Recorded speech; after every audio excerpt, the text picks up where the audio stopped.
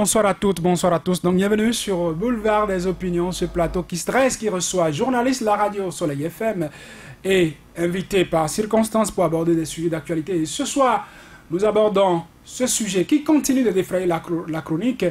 L'histoire est partie des États-Unis d'Amérique où une société, pas des moindres, Monsanto, condamnée par la justice américaine à verser 290 millions de dollars à un jardinier atteint d'un cancer.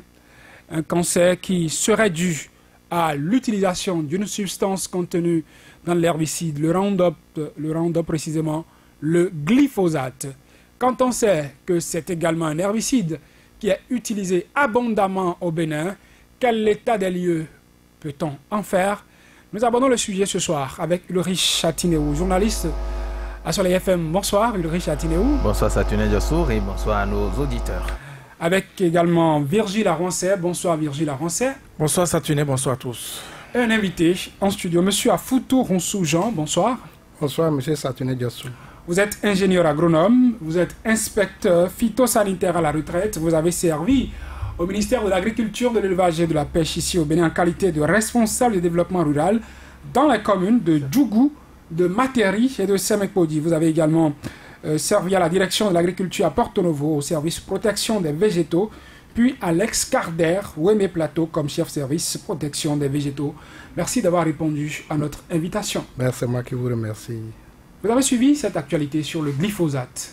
Bien sûr. Quand on a commencé par en parler, pour vous qui avez servi à ce niveau, à des niveaux donnés, dans le domaine de l'agriculture chez nous au Bénin, qu'est-ce que ça vous a suscité comme première impression? Bien, ça fait un bon moment que ce produit, cette molécule suscite un grand débat, puisque pas plus tard, disons cette année, sinon l'année passée, dans le cadre d'un projet dénommé BBTD, Banana Branching Stop, c'est une maladie qui décime les plantations de bananiers. Avec Madame Tachin? Madame Tachin, nous avons eu à l'utiliser pour tuer, pour éliminer les bananiers, les plants de bananiers malades. Et puis depuis un certain temps, depuis bientôt 8 mois, nous avons suspendu les traitements parce que il a été dit que ce produit est en instance de débat pour être interdit d'utilisation au niveau de l'Union européenne.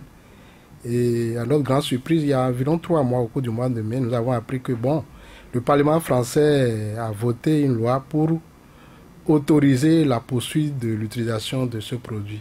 Et c'est pour cela que dès que le débat a été lancé, j'ai trouvé un intérêt à l'aborder. Le glyphosate, pour ceux qui ne le connaissent pas, c'est quoi précisément?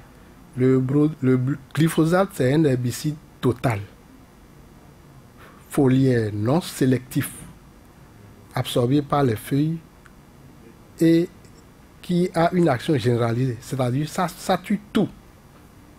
Ça tue toutes les plantes. Dès que le produit touche une plante verte, qu'elle soit mauvaise herbe ou culture, que ce soit manioc, maïs, tout ça, ça tue tout. C'est un herbicide total qui tue tout sous son passage. Qui ne fait pas de différence entre plantes utiles et plantes non utiles, il suffit qu'il touche. Et c'est utilisé avant la plantation, avant les semis. Vous l'avez utilisé dans un cadre donné. On sait qu'actuellement dans la campagne cotonnière au Bénin, c'est un produit qui est abondamment utilisé. Donc, si je comprends votre explication, avant de semer, avant la semis, pour ainsi dire, c'est que les agriculteurs, qu'ils soient cotonculteurs ou pas, l'utilisent pour dégager les mauvaises herbes. Ils l'utilisent pour le désherbage. Parce que dès que vous le mettez, vous le répandez, et 5 jours, une semaine après, tout est sec et puis nickel et vous pouvez passer au labour. Le produit est donc efficace pour le désherbage, mais est-ce que vous aviez cette idée-là qu'il présente des inconvénients? Bien sûr, parce que la bataille du glyphosate, c'est une bataille un jeu de mots pour des mots. Mots M-O-T et mots M-A-U-X. Parce que ça portait plusieurs noms. La molécule existait et on l'appelait gramosone, un herbicide, on l'appelle Roundup, c'est toujours un herbicide. Ça peut toujours continuer à venir, on peut l'appeler épervier ou corbeau, mais la matière active est là, qui est le glyphosate, qui est très toxique pour l'homme et pour l'environnement. Parce que dès que le glyphosate est utilisé sur le sol, dès que ça touche le sol, il est inactivé. C'est sur la feuille qu'elle est activée. Dès que ça touche le glyphosate, la molécule est inactivée. Mais après la récolte, il y a des résidus. Ça laisse des résidus de plomb, d'arsenic, etc. qui vont dans la nappe phréatique. Il y a eu même des enquêtes qui ont révélé la présence de molécules de glyphosate dans du miel. Et ça atterrit dans le plat sur la table du consommateur. Voilà. Et il a été révélé que le produit est cancérogène. Depuis 2015, je vous précise, par l'Organisation mondiale de la santé. De la santé, oui. L'Organisation mondiale de la santé a décrété depuis 2015 que le glyphosate a classé le glyphosate cancérigène probable. Exactement, oui. C'est ça. Mais quand vous l'utilisez, est-ce qu'à un moment donné, au niveau des producteurs qui vous avez servi au niveau du Cardet, de l'ex-Cardet, vous avez dit, est-ce que déjà au niveau des producteurs qui l'utilisent, il y a des précautions qui sont tout au moins prises? Bien sûr, parce que dans le cadre de la protection des végétaux, de l'utilisation des pesticides en général, il y a des mesures de protection. Il y a les éléments de protection qu'on utilisait, qu'on faisait porter aux producteurs, à savoir la combinaison, les bottes, les gants, cache-nez et des chapeaux. Donc, les producteurs prenaient des précautions pour ne pas rentrer en contact avec le produit, pour ne pas l'absorber. Malgré tout ça, il y a des accidents. Parce que la boîte, le contenant qui a servi à contenir le glyphosate, une fois que c'est vidé, le producteur qui met de l'eau dedans, qui boit, le produit continue de sointer dans ce liquide-là. Il est contaminé sans le savoir. Et un beau jour, il y a une maladie qui se déclenche, on ne comprend pas, ou bien il a une crise et il meurt. Et on attaque la tante, l'oncle, etc., sans connaître les causes, puisque quand on décède ici, il est rare qu'on fasse des autopsies pour savoir la cause de la maladie, de la mort de l'intéressé. Donc, malgré ces précautions, il y a des risques. Le produit étant très toxique, il y a des risques. Virgile Avancé, un produit toxique, les producteurs sont appelés à se protéger pour l'utiliser, mais il est prouvé que le glyphosate se retrouve dans nos plats. Dans du poisson au Bénin, on en a dit, on a eu des études en ont prouvé.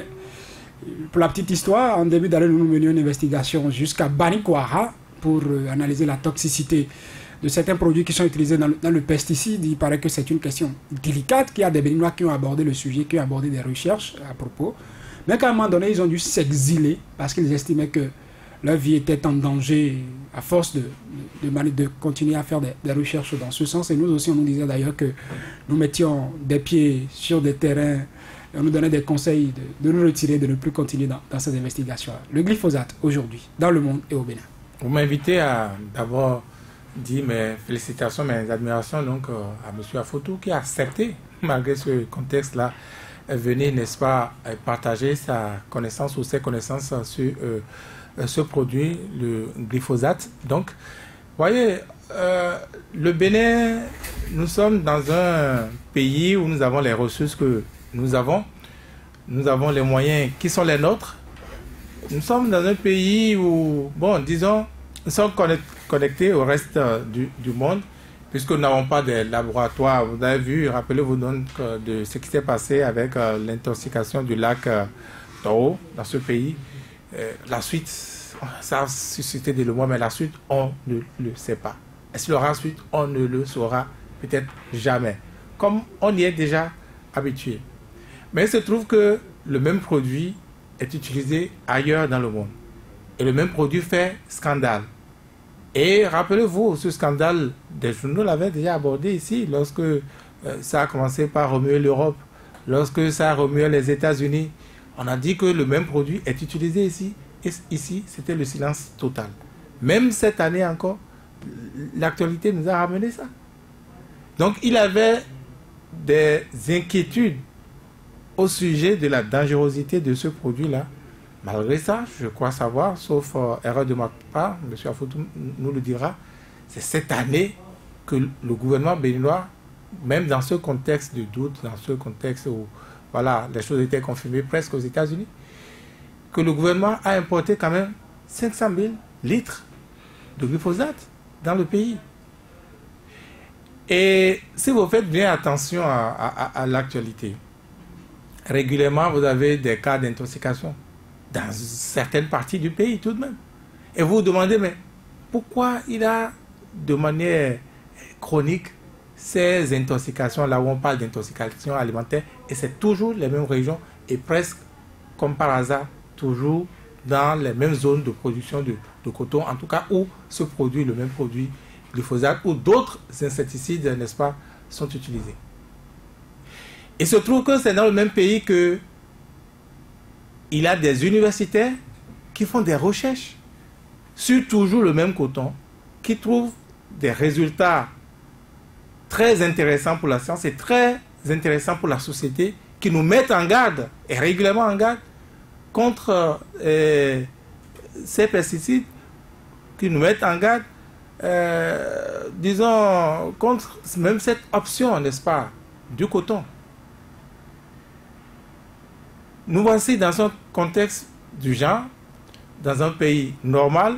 Vous aurez vu ces mêmes universitaires envahir l'arène médiatique pour informer, pour profiter, n'est-ce pas, pour vulgariser ce qu'ils ont du mal à vulgariser. Puisque de toutes les façons, ça ne fait mal à personne. C'est le moment d'attirer l'attention sur ce qu'ils disaient déjà et comment ça peut se faire. Mais on est là, on est dans un contexte, je ne sais pas, nous avons quand même choisi, on dira, bon, c'est le maillard du coton qui est, n'est-ce pas, au pouvoir.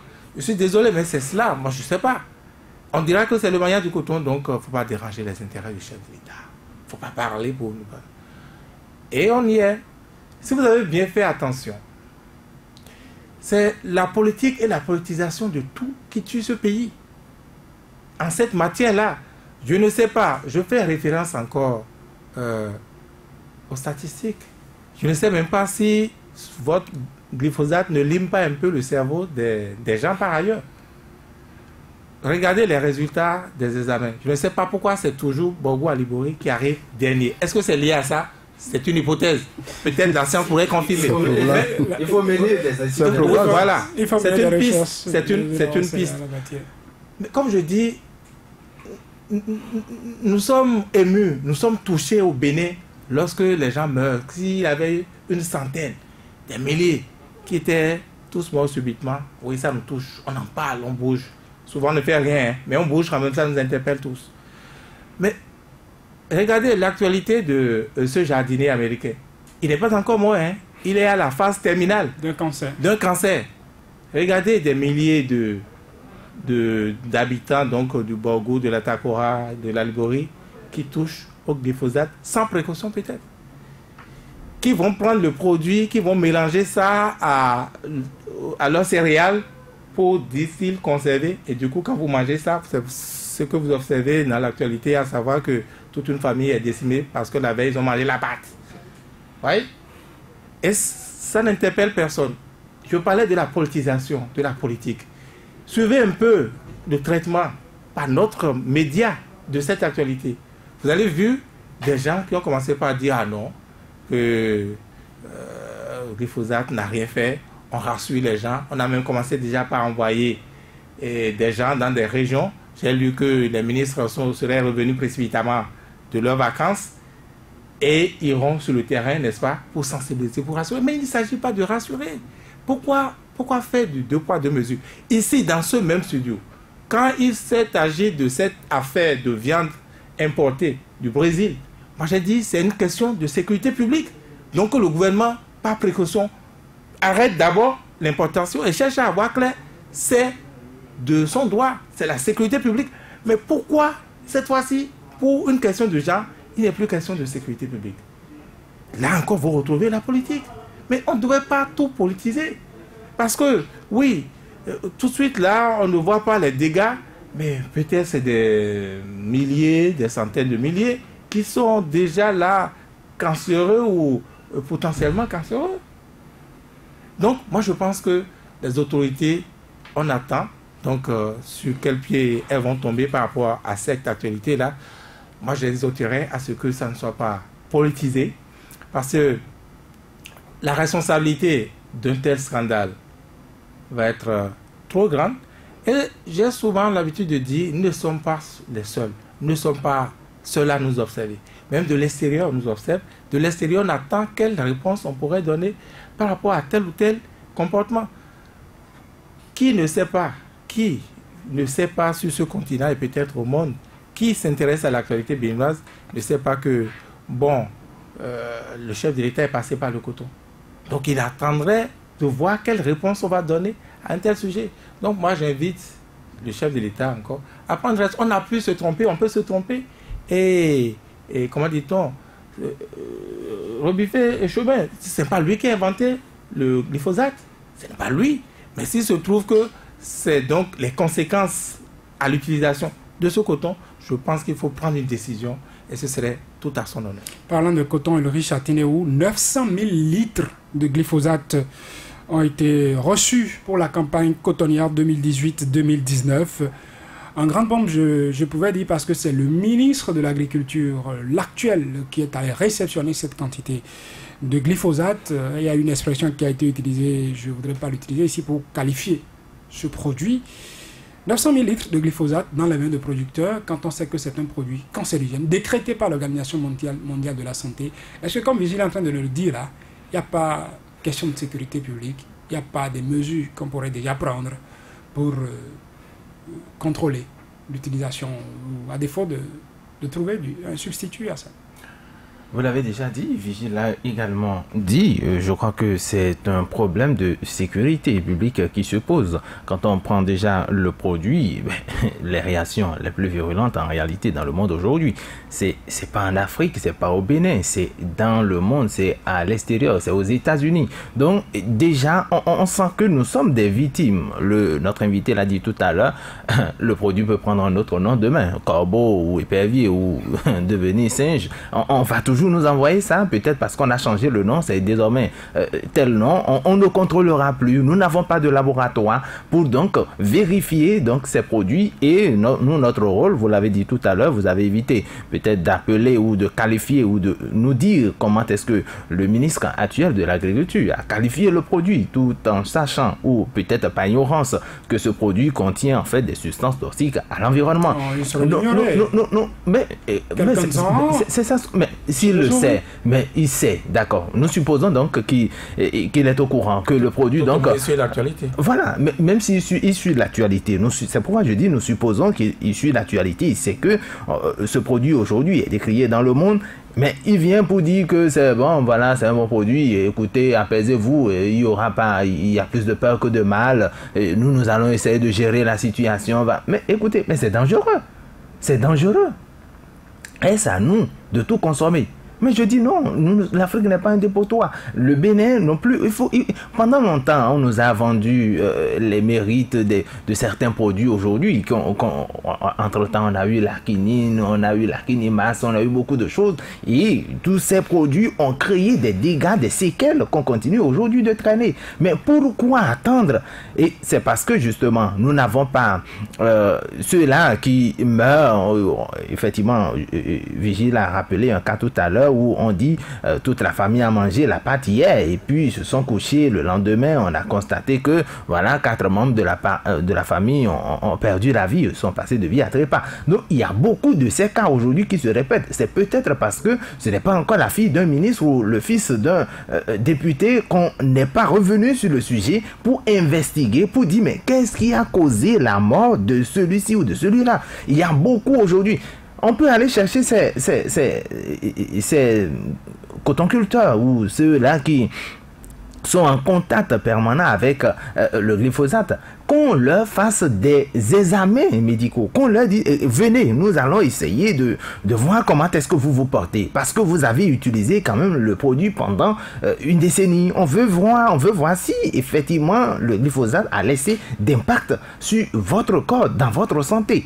Mais ça ne se fera jamais. Nous sommes au Bénin et ça ne se fera jamais. Beaucoup sont malades, beaucoup sont effectivement peut-être beaucoup abandonnés simplement parce qu'ils sont malades de ce qu'ils ne savent pas.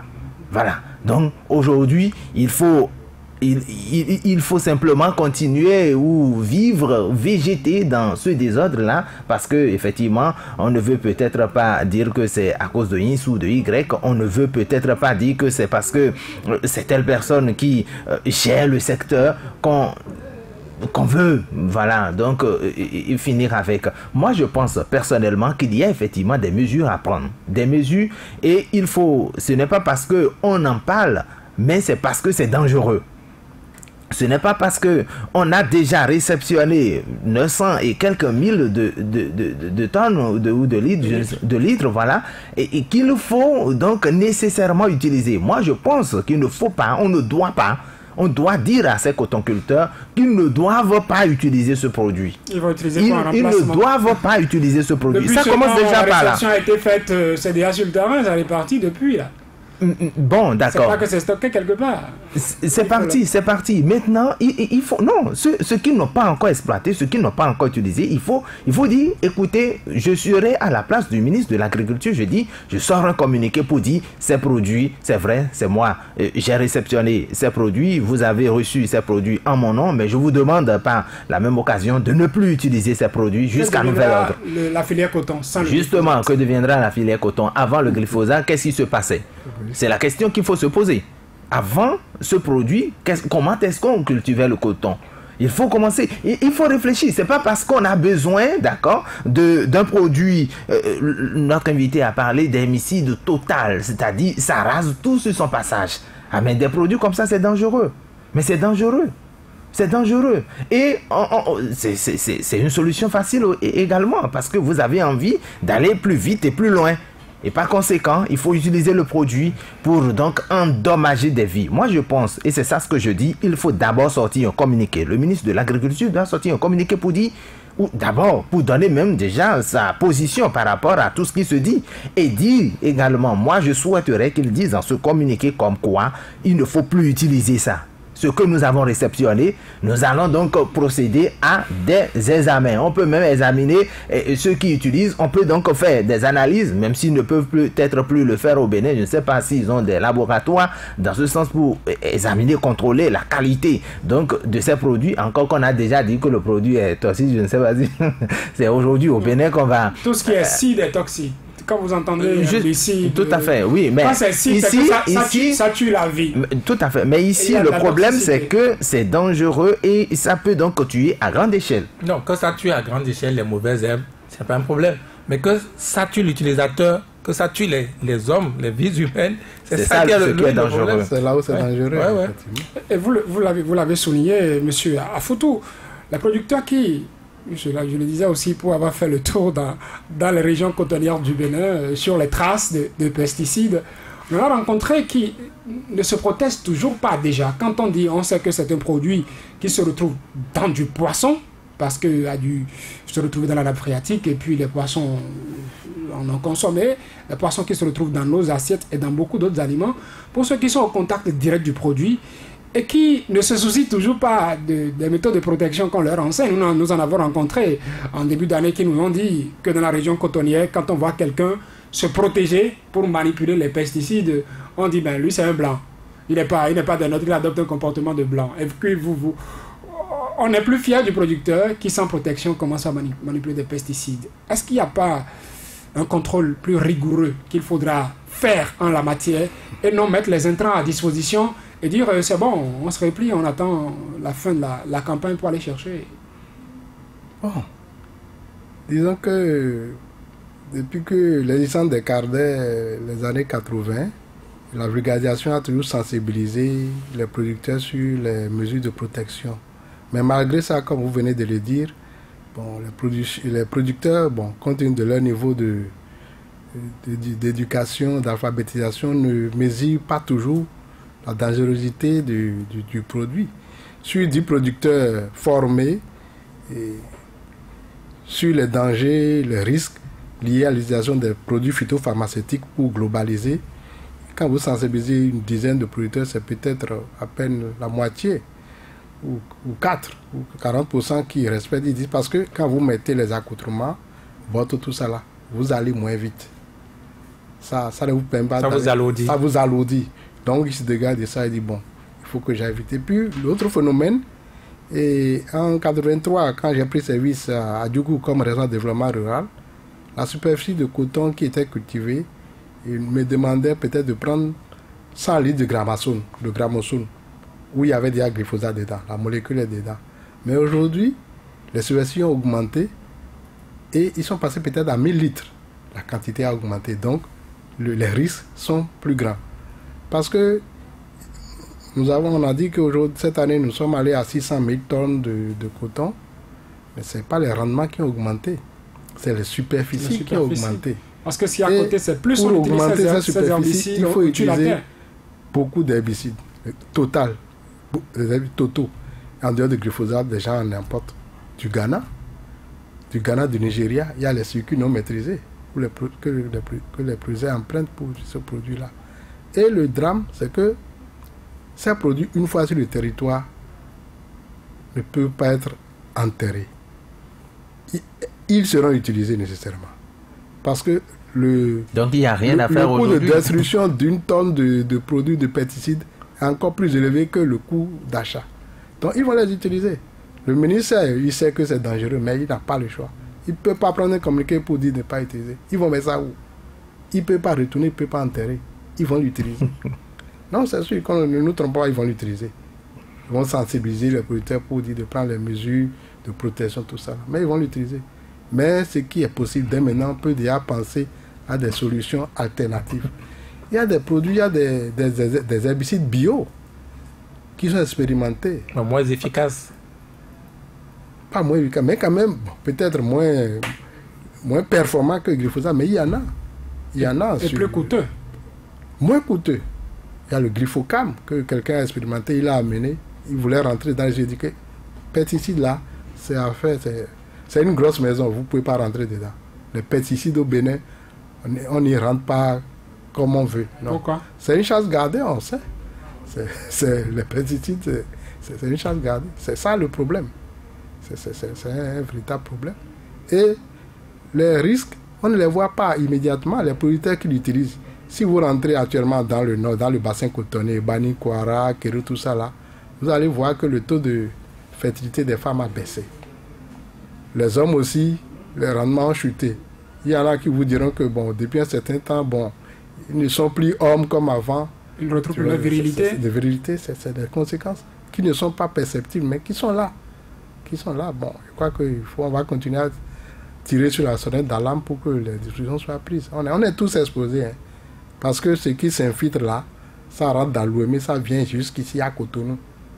Ça rentre dans les poissons que nous mangeons. Pas seulement le glyphosate, les pesticides en général. Parce qu'en dehors du glyphosate, il y a maintenant les produits phytosanitaires qui sont utilisés directement sur le coton. Eux aussi ont leur dangerosité, mais qu'on ne dit pas, qu'on ne mesure pas, on ne vulgarise pas souvent. C'est un véritable problème de sécurité publique. C'est plus besoin donc d'être dans un bassin cotonnier pour, pour estimer qu'on est en danger. Vous êtes ici, M. Afoutou le dit, à Cotonou.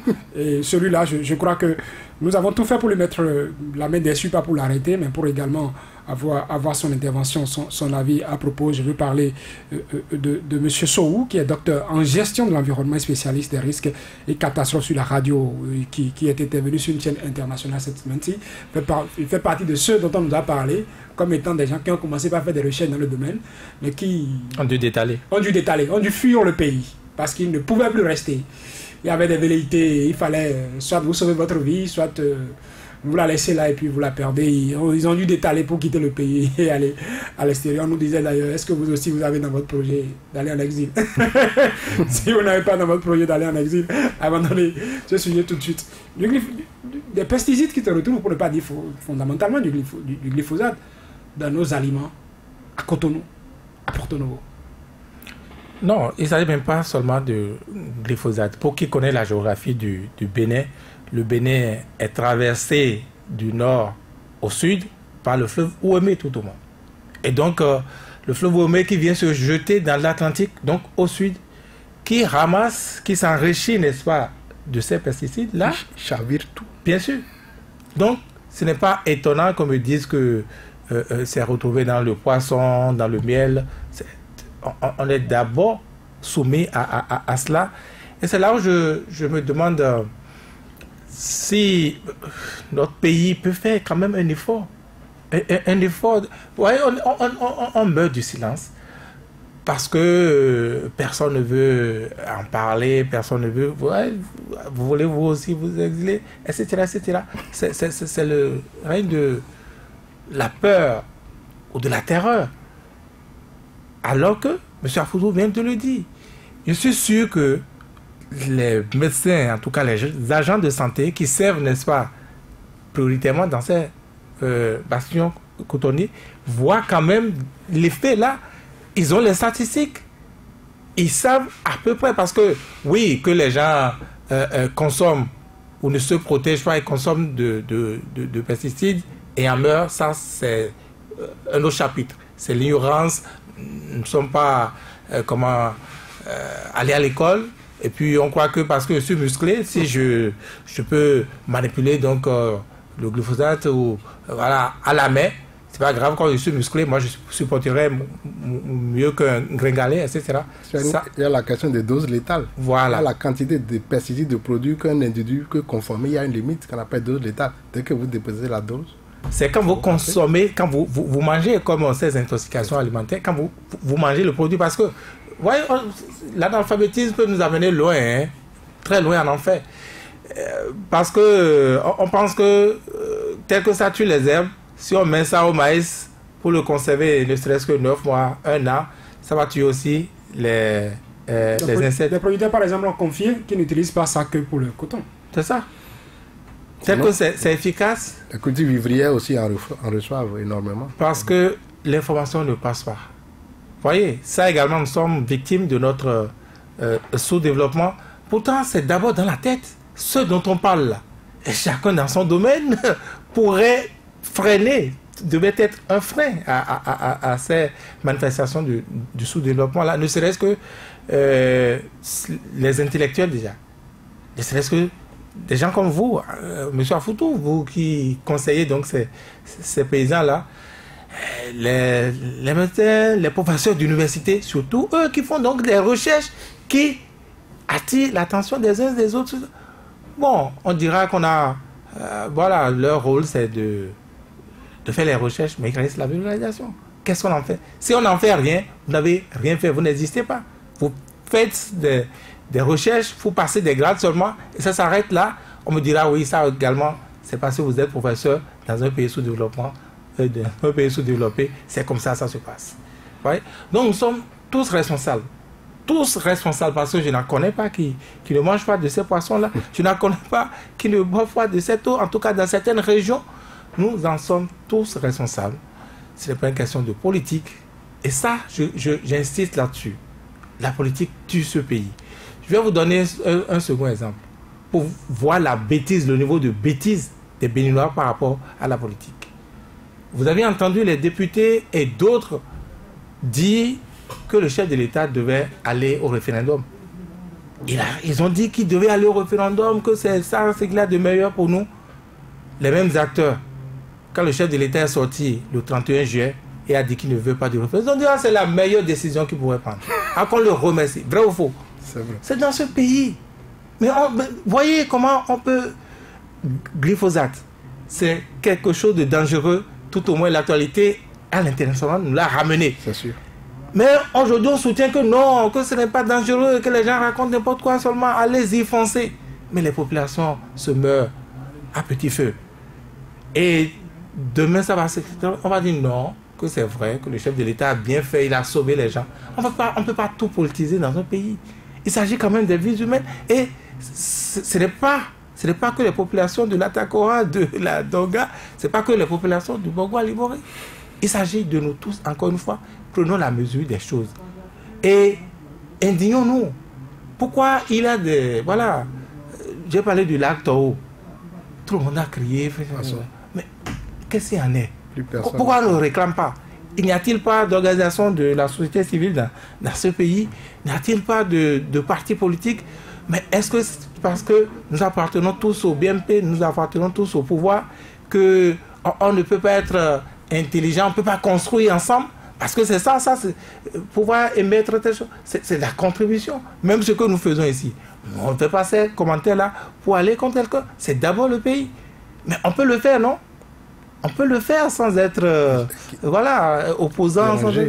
Oui, on peut le faire. Donc moi je dis, politisons moins les choses dans ce pays. J'exhorte les chefs de l'État à prendre la décision idoine. Moi, quand vous avez suivi l'actualité du glyphosate, vous comprenez que le gouvernement puisse hésiter à un moment donné.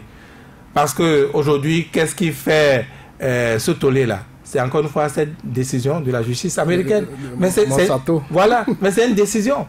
C'est une décision de justice. C'est parce qu'à l'international, il a eu, disons, des recherches sur le même produit. On a dit non, ça peut aller. D'autres laboratoires ont dit non, ça ne peut pas aller. Il a eu des contre-expertises, etc. L'OMS a averti. L'OMS a averti, mais quand l'Union européenne... Et a classé le produit depuis l'Organisation mondiale de la santé. Parce qu'il faut expliquer certaines choses. Il y en a beaucoup, ça accorde sur une chose. Des produits pour remplacer le glyphosate pourraient être plus coûteux. Et les gens, dans cette réflexion qui pourrait amener à dire, bon, qu'est-ce qu'on prend pour remplacer le glyphosate, accorde comme du moratoire, comme ce que l'Union européenne a eu à faire, en demandant à ce que le produit soit utilisé, je crois, pour 5 années encore. Oui, le temps de couler ce qui existe déjà. Voilà, c'est ça le problème. C'est-à-dire le moratoire qui est donné. Le moratoire, quand on sait que l'OMS est resté ferme en disant, depuis 2015, est classé cancérigène probable. Et quand on dit cancérigène probable, allez-y voir tout ce qui se cache derrière. C'est ce que je suis en train d'expliquer. Quand vous avez ce genre d'actualité à l'international, où, qu'il y ait des guerres de films, ça c'est normal. Hein? Et Monsanto n'est pas la seule firme qui produit donc des voilà. Non. Il y a Bayer aussi. Voilà. Et donc il y a ces genres de guerres. Ça passe. Bayer, c'est Bayer qui est en quelque sorte Monsanto qui gère tout ça. Donc c'est la firme, la grosse qui se cache derrière. Donc pendant 5 ans, ils vont nous envoyer les stocks. Non, même vous aurez ça après 5 ans. Parce que non, c'est vrai, c'est une question de logique. Ceux qui n'auraient pas écoulé, ils n'auraient pas écoulé pendant les 5 ans. Quand vous n'avez pas encore de moratoire ici, que vous ne savez, vous êtes là pour prendre des choses à bon prix. Après ça, ils vont casser les prix, ils vont envoyer ça. Avec des dates de péremption. Voilà, même s'ils vont envoyer ça. Voilà, en Afrique, moins cher. Vous allez prendre. Malheureusement, mais je dis encore une fois, c'est nous-mêmes qui pouvons être les freins à ce sous-développement. Vous voyez, c'est chacun à son niveau. Pourquoi les chercheurs font les recherches et puis ça s'arrête là? Pourquoi dans ces contextes-là, on les cherche maintenant pour qu'ils se prononcent sur le sujet et fuient tous? Pourquoi? On dira que non. Mais tout de même... Vous connaissez la délicatesse de la question. Qu'est-ce que vous actuellement... Monsieur Afoutou vous disait tout à l'heure qu'on connaît un peu le monde des pesticides au Bénin. On sait quel monde c'est une chasse gardée. Et on ne s'y aventure pas. Mais c'est parce que vous le dites, que vous l'avez érigé dans la tête, et bien que le mal prospère, de mon point de vue. Hein. Mais oui, parce que quand même, il faut quand même aussi, le patriotisme, ça va aussi avec un peu de courage. Je peux vous donner une information? Allez-y. Je défie. C'est pas comme un défi que je lance. Déjà en parler, c'est un risque. En tant que journaliste, dire que c'est un risque. Mais faites attention au traitement que la chaîne nationale fera de ce dossier. La télévision nationale surtout. Faites attention au traitement qui sera fait à propos. Et vous allez remarquer beaucoup de choses. Je ne vais pas en dire plus peut-être. Bon, nous sommes là, on va suivre. Je ne vais pas en dire plus. Moi, que la chaîne nationale en fasse un traitement particulier, un traitement vous avez dit tout à assez réduit. Que des communiqués sont en train de partir, non? Et que... Est-ce qu'il n'y a que la chaîne nationale? Même les citoyens simples, même les ONG, pourquoi nous devons déjà être tous atteints de glyphosate, des effets de glyphosate? Enfin, moi c'est ce que j'en pense. Et je suis sûr que si ça se faisait comme ça, si on le faisait avec un peu de courage, eh bien, je ne sais pas dans quel jeu c'est, tu me surveilles, je te surveille. Eh oui, parce que ils ne sont pas seulement courageux à 100%, ils ne sont pas là pour se brûler non plus. Donc, que le mouton devienne un chien, vous allez voir, il est encore plus efficace que que le chien est le vrai. Laurie Chatineau, oui, parlant de cette chasse gardée, quel avenir pour cette veille qu'on pourrait mener en matière de pesticides, en matière de glyphosate et autres dans le contexte qui est le nôtre, le contexte béninois. Pour nous avoir à la tête du pays, disons les choses comme ça, quelqu'un qui a été roi du coton, maître de cette filière-là, qui est à la tête du pays, qui nous a dit qu'il a quitté ses entreprises. Maintenant, on sait que le monopole des intrants, le monopole de pesticides et autres, comme le disait M. Afoutou, on sait qui l'a. Oui, c'est dire que au cours des 5 ou des 10 prochaines années, nous allons continuer toujours, est-il pas, vivre ou manipuler le glyphosate ici au Bénin sans qu'on ne dise rien, sans que quelqu'un, parce que Vigile Avancé disait tout à l'heure que nous sommes tous responsables, mais je dirais, avant d'être responsables, nous sommes tous victimes. Simplement parce que, effectivement, il n'y a pas quelqu'un aujourd'hui qui puisse lever peut-être son petit doigt pour dire... Moi, j'ai demandé tout à l'heure sur ce plateau, par exemple, que le ministre de l'Agriculture prenne une décision ou soit un communiqué pour dire, écoutez, bon, nous allons mener des études, nous allons dire, écoutez, nous mettons un embargo sur ce que nous avons, le stock que nous avons. Notre invité a dit, c'est pas possible. Détruire, c'est plus difficile que consommer. Ben, là, vous voyez, il y a tout le problème. Tout le problème est là. Donc, c'est dire désormais que nous, en tant que Africains, en tant que Béninois, nous devrions prendre notre mal en patience et mourir, et mourir lentement. Et mourir lentement. Allez-y voir. C'est des produits. Et c'est ce qui me dérange encore davantage, quoi. C'est des produits qui viennent dans ce pays sans impôts. C'est-à-dire, ils sont exonérés pour la plupart du temps d'impôts. On ne paye pas d'impôts sur ça. C'est-à-dire, ça vient gratuitement et ça tue gratuitement. Et puis, bon, voilà, il n'y a pas des études, il n'y a rien autour. Ça passe, c'est-à-dire, de façon inaperçue. On s'en moque. Ça continue. Mais jusqu'à quand? C'est ça ce que je dis. Il n'y a pas seulement les vies humaines. Il y a également nos terres qui reçoivent également la terre vit. Non, mais écoutez, la terre vit, pour combien de temps? Il n'y a que la production également chute. Ce que vous avez peut-être sur un nombre d'hectares donné, vous ne l'avez peut-être plus. Je poserai la question à M. Afoutou parce que ça tue les hommes, mais ça tue aussi la terre. Oui, ça tue les hommes et ça tue la terre. Je vais laisser Loris en finir avant de revenir à vos propos. Donc, je dis aujourd'hui, il faut des décisions politiques pour finir avec ça. Il faut que tous autant que nous sommes, parce que sans cette synergie d'action, on ne peut pas. Vigile a parlé également tout à l'heure de la société civile. Il faut également ajouter les associations de consommateurs. Ceux-là même les journalistes font d'ailleurs partie de la société civile. Tout à fait. Donc, on doit tous... Et on doit tous se mettre dans cette dynamique-là pour dire, écoutez, on ne doit plus utiliser, ou il faut changer de méthode, il faut permettre, ou tout au moins ceux-là qui sont aujourd'hui malades, qu'on puisse les dédommager, ou qu'on puisse tout au moins prendre soin d'eux. Qu'est-ce qui est fait, ou qu'est-ce qui sera fait? Aujourd'hui, nous sommes en train d'en parler, mais demain, qui dira, bon, effectivement, il y a eu entre-temps l'épisode de glyphosate ou le feuilleton de glyphosate et par conséquent, on a constaté effectivement que ce produit cancérigène a laissé des séquelles sur les cotonculteurs ou sur un certain nombre. Quand je parle très souvent de cotonculteurs, comprenez que c'est parce que c'est là surtout qu'on utilise le glyphosate. C'est pourquoi je prends cette cible-là. Pas que tu as quelque chose contre le coton. Justement, pas parce que j'ai quelque chose contre le coton, mais... Ou contre ceux qui gèrent le coton.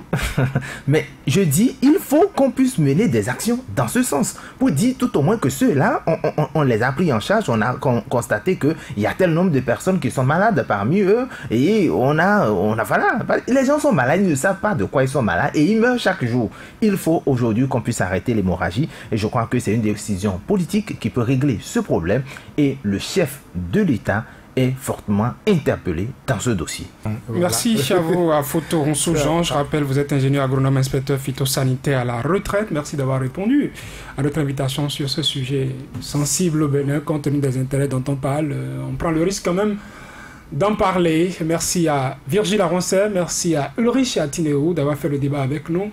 Merci aussi à Mohamed Yamini qui a pris le relais, à Gislaine Agbamba pour la mise en onde de ce plateau. Mesdames et messieurs, pour vous qui nous aviez suivis par la 106 FM, par www.soleilfmbenin.com et par Sika TV. Nous vous disons aussi merci et à demain pour un autre numéro de cette émission.